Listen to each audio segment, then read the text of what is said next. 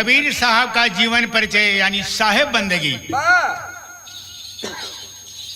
फूल से ही हुई सृष्टि का संचार है, फूल मंडप के बीच सजाए गए। मंदिर मस्जिद गिरजा घरों में बढ़ो, देवी देवों के सर पे चढ़ाए गए। फूल मानव के गर्दन का गजरा बना, फूल मरुभूमि सौ पे बिछाए गए। फूल से ही कबीर साहब पैदा हुए, मरने पे फूल में वो समाए गए।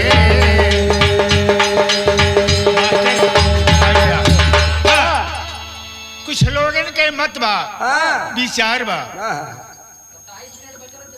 एक विधवा ब्राह्मणी के लड़का पैदा भवा, लहर ताला तालाब के किनारे फेंक दिया। न्यूर मियाँ लड़का पाल ले, नाम कबीर हो गवा। लेकिन जब कबीर बाबा का देहावसान हुआ, कफन टार के देखा गवा कबीर बाबा, कफन के नीचे से गाय फूल बरामद मिला। तो हमारे मत से कबीर साहब फूल से पैदा होते हैं और मरे पे फूल में समा जाते हैं। भाव तेरी के बबुआ। अरे सुमनवा में खेले कबीरा, अरे सुमनवा में जन्मे कबीरा। अरे तो डरे क्षीर सिंध में विष्णु जी झूलनवा, सुमनवा में खेले कबीरा।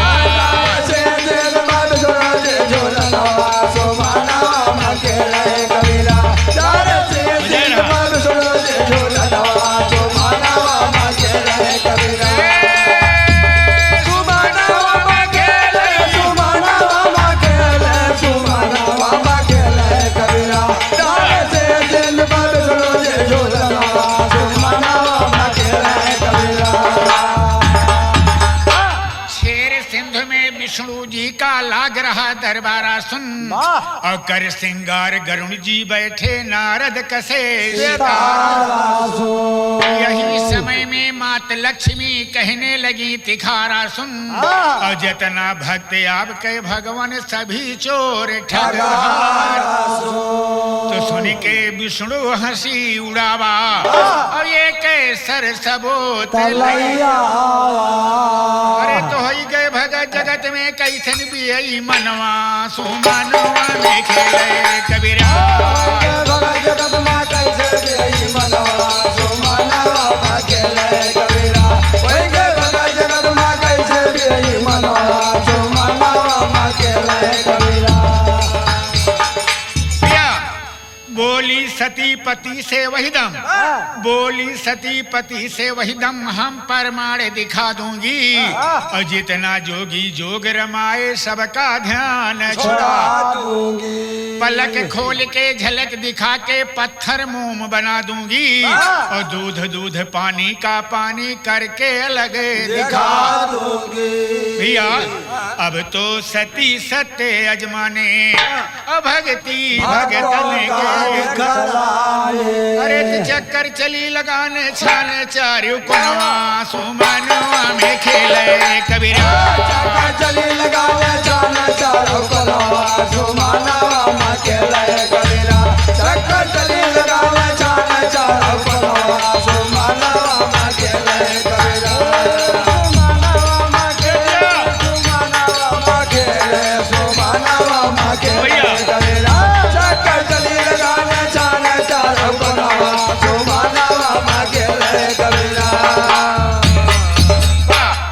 सिद्ध संत काशी में निकले।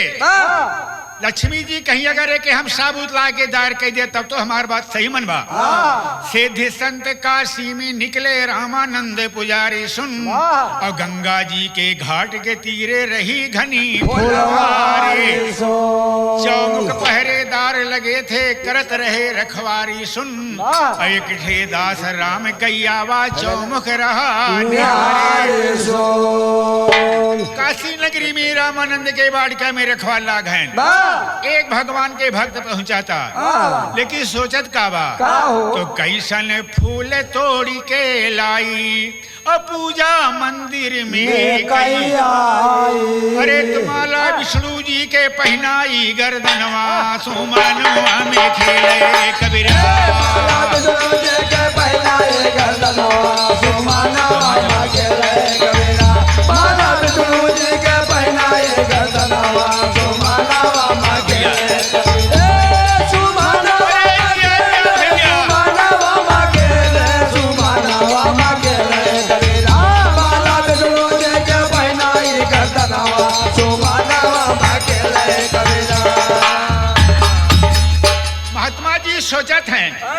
बाटका में रखवा ला गहन पर सजे फूल तोड़ी ना सकत है। अगर फूल ना पाए तो मंदिर में पूजा कैसे करब? अगर पूजा ना करे तो यार भगवान नाराज हो जाते हैं। तो कवि के एक तरह लिखाई पड़ा, अरे लागा लहंगा में आगे, हाय लागा लहंगा में आगे, बुझाई कैसे लागा लहंगा में आगे, बुझाए कैसे लागा लहंगा में आगे, बुझाए कैसे लागा लहंगा में आगे।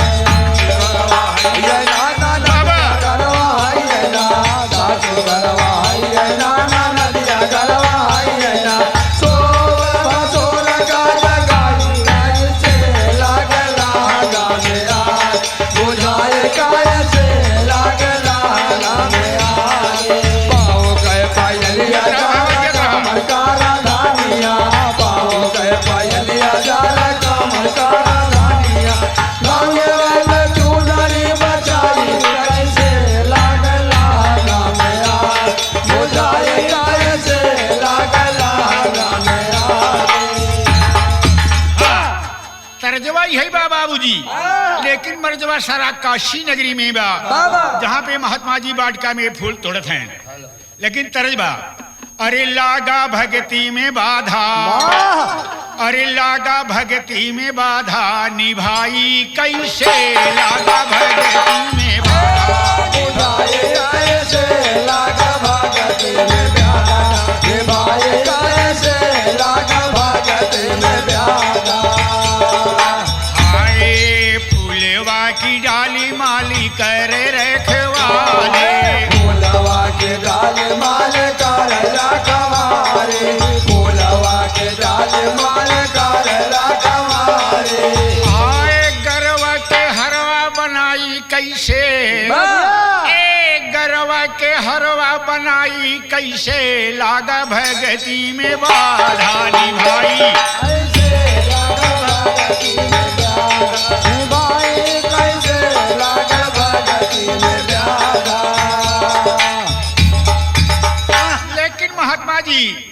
मजबूर हो के करता है। तो साधु मौका पाके थोड़ा और चोरी से नी फूल को तोड़ा, अरे तो पहुंची आई लक्ष्मी साधु के सामनवा, सुमनवा में खेले कबीरा, और मास्टर भैया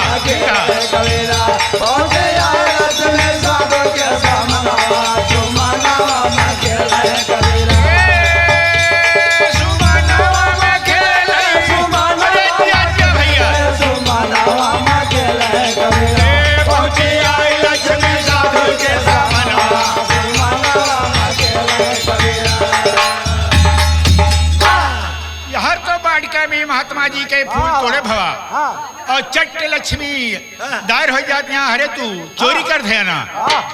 जैसे मुनिवर बाहर आए, जैसे मुनिवर बाहर आए, फूल लिए दोनों हाथे और पीछे पहुंची आए लक्ष्मी फौरन खड़ी आगे, छीन लिया है फूल मुनि से गठियाई आचर पासे, औड़ी भवानी छेर सिंधु का विष्णु बैठी मौन साधे। अरे ते जो ही सती अचरवा खोला, अवासन नारायण के डोला, अरे तो चोला बदल गवा फूले के तौने छनवा, सुमनवा में खेले कबीरा, चोला बदल फूल के तौने छनवा, सुमनवा में खेले कबीरा, चोला बदल गवा फूल के तौने छनवा, सुमनवा में खेले कबीरा, चोला बदल गवा फूले के तौने छनवा, सुमनवा में खेले कबीरा, चोला बदल गवा फूल के तौने छनवा, सुमनवा में खेले कबीरा, फूल के तौने छनवा, सुमनवा में खेले कबीरा। यहाँ तो लक्ष्मी जी बाटिका से फूल ला के विष्णु भगवान के देखावे चली, और विष्णु भगवान सोचते हैं अगर ये साबुत दायर कर देती तो हमार भक्त बात झूठ हुए वाली बात। तो एक कवि के कल्पना बा तरज देख करा, भैया अरे बदरवा उड़ी उड़ी जालाना, बदरवा उड़ी उड़ी जालाना झंखे पानी बिना रे पपीहरवा बदरवा उड़ी जालाना झंखे पानी बिना रे पपीहरवा बदरवा उड़ी उड़ी जालाना झंखे पानी बिना पपीहरवा बदरवा उड़ी उड़ी जालाना भैया जैसे आचर सती उघारी कहाँ सबूत लैयाई अरे रचा जाल विष्णु फुलवा के अरे लड़का दिहले बनाई अचरवा उड़े उड़े जालाना खेले गोदी में गदा हरवा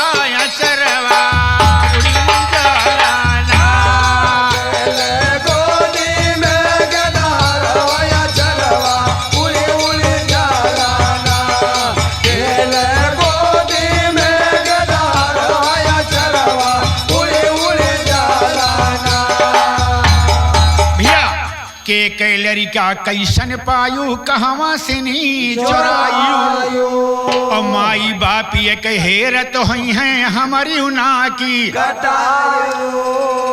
डायुसी ने बीच दररवा डायुसी ने बीच दररवा या चरवा उड़ी जालाना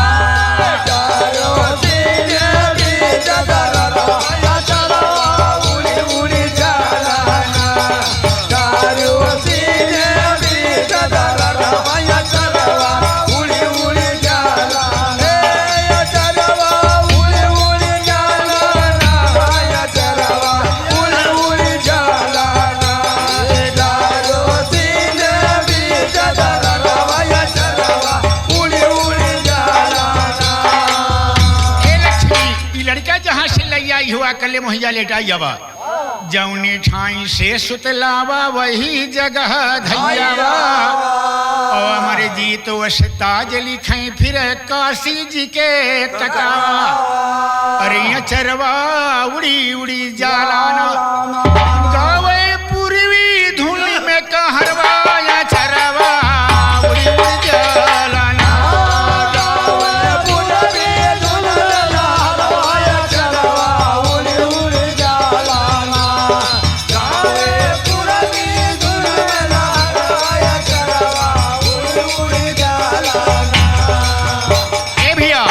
लक्ष्मी जी लड़का के ले जाके काशी नगरी में बहा दिए थे जहाँ पे फूल तोड़े रहे तो ताना दया सिंधु कई पाके और लक्ष्मी सुत का चली चुरा के अरे तो पहुंची काशी नगरी जाके श्रोता जना सुमनुआ में खेलगी कबीरा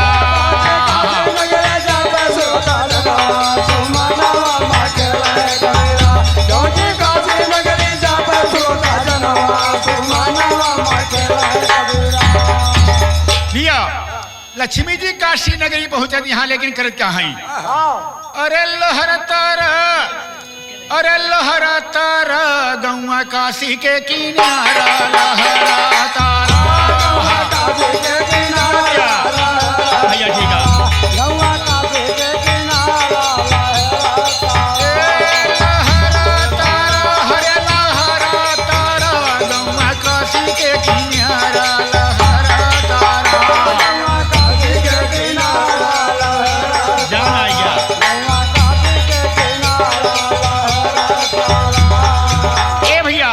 काशी कैलाशी के पश्चिम ग्राम लहर है तारा और ये खिले कमल के फूल ताल में चौमुख सती निहारा ठावई बालक के वो लाला लहरा तारा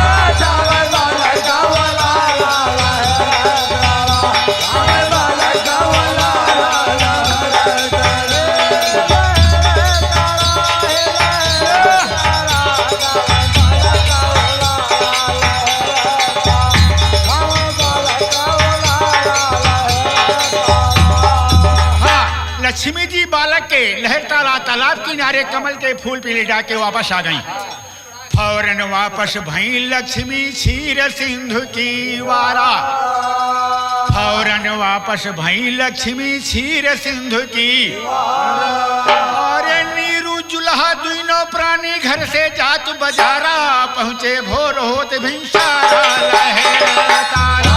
पहुँचे बोल बोल भिंसारा लहरातारा, पहुँचे बोल बोल भिंसारा लहरातारा। नीरू और नीमा जात के जुलाहा रहे बड़े भी नहीं, ये बाजार कपड़ा बेचे जात रहे। देखा था तालाब के किनारे एक लड़का रोज पड़ावा उठा लेते हैं। बालक उठा लिया गोदी में बदल गई तकदीरा, बालक उठा लिया गोदी में बदल गई। और लायक घर में लागे पालई नावा धरे कबीर वीर दुई नौ कुल का उजियारा लहरातारा। दुई नौ कुल का उजियारा लहरातारा, दुई नौ कुल का उजियारा लहरातारा।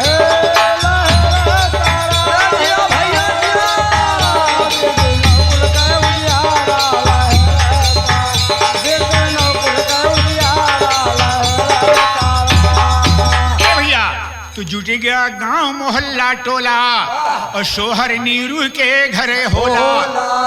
अरे तू झोली भरे ज्ञान कई लागा बाले पनवा सुमनवा में खेलई कबीरा। झोली भरे ज्ञान कई लागा बाले पनवा सुमनवा में खेलई कबीरा। झोली भरे ज्ञान कई लागा बाले पनवा सुमनवा में खेलई कबीरा। पला जुलाहे के घर कबीरा नीरू सब काम सिखाई दिया और मन से तक का कपड़ा भी नहीं चरखा गजब चला दिया। रामानंद को गुरु मान के राम नाम अपना लिया और पैदा पुत्र कमाल कर दिया। फिर कबीर बैराग गया, जात वर्ण कछु नाही चिन्हा और शिक्षा सभी धर्म को दीना। और अपना पंथ चलाया ढारा निर्गुण गणवा सुमनवा में खेले कबीरा। अपना पंथ चलाया ढारा निर्गुण गणवा सुमनवा में खेले। अपना पंथ चलाया ढारा निर्गुण गणवा सुमनवा में खेले। सुमनवा में खेले, सुमनवा में खेले, सुमनवा में खेले कबीरा। अपना पंथ चलाया ढारा निर्गुण गणवा सुमनवा में खेले कबीरा। कबीर बाबा जितने भजन लिखे हैं सब निर्गुण भाषा में, 3.5 हाथ शरीर को घड़ा के लिखे हैं। अरे बात सब निर्गुण में ढारा कबीरा कलम गहीना हाथ, बात सब निर्गुण में ढारा। कबीरा कलम गहे ना हाथ, बात सब निर्गुण में ढाला। कबीरा कलम गहे ना हाथ, बात सब निर्गुण में ढाला। मसी कागज को छुआ नहीं ओ कलम गहीना हाथ है।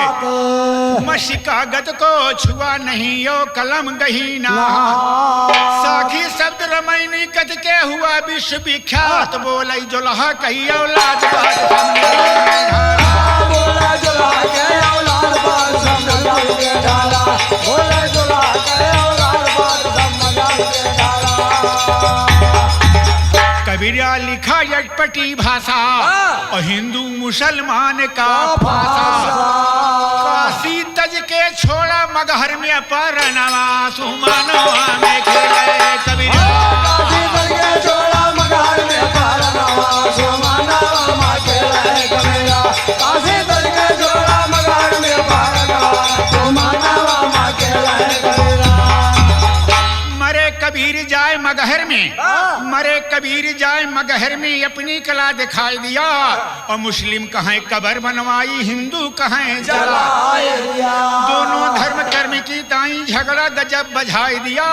और साधु संत बेपीर औलिया सांच मौलवी कौन अंतिम करई चले संस्कारा और ढाका पर्दा जाए। अरे गायब लाश हो गई तारा जब कफना सुमनवा में खेले कबीरा। गायब लाश हो गई तारा जब कफना सुमनवा में खेले कबीरा। गायब लाश हो गई तारा जब कफना सुमनवा में खेले कबीरा।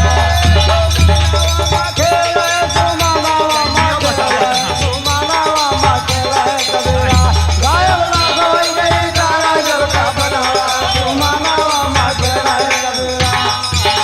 लाश की जगह फूल पड़ा था, लाश की जगह फूल पड़ा था। जनता देखे खोल नयन और हिंदू मुस्लिम आधा आधा बंटवारा कीना वही हिंदू लोग चिता जिंदा जलाए मुसलमान ने किया दफन, और चमके चंद्र किरण के माफिक संत कबीर की लिखी। तो कबीरा जन्म फूल से पाया, और मरे पे फुलवई महा समाया। अरे तो गाया माया नगर में काया के वर्ण सुमनो में खेले कबीरा।